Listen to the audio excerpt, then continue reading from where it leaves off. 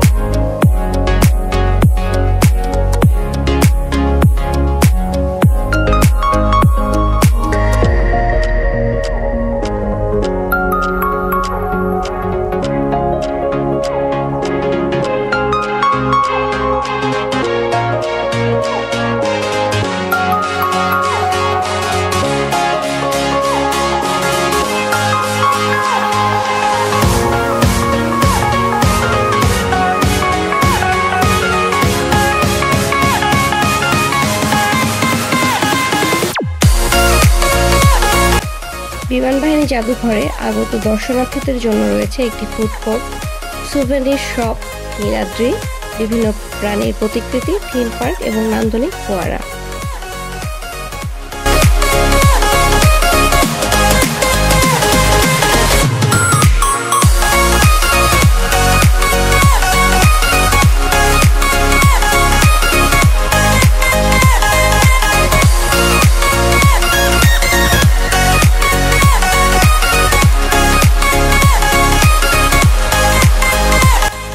জাদুঘরটি প্রতি সপ্তাহে রবিবার বাদে অন্য 6 দিন খোলা থাকে।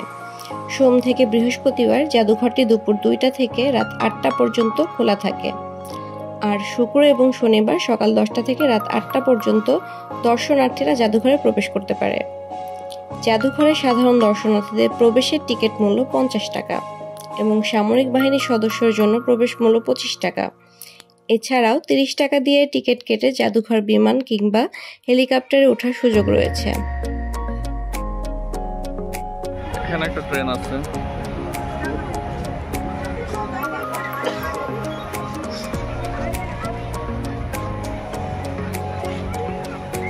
সাথে একটা খেয়াঘাট।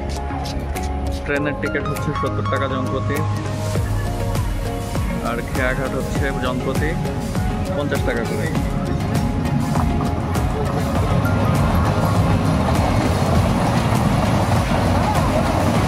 হ্যালো,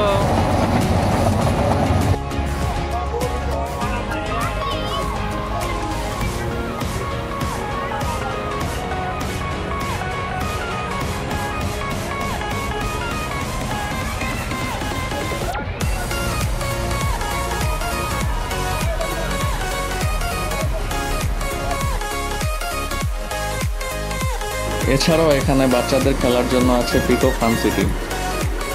এখানে এসে বাচ্চারা লাফালাফি করতে পারে। পিকো ফান সিটিতে বাচ্চাদের প্রবেশ মূল্য 50 টাকা করে। সাথে যদি গার্ডিয়ান যেতে চায় তাহলে তাদের জন্য প্রবেশ মূল্য হচ্ছে 25 টাকা।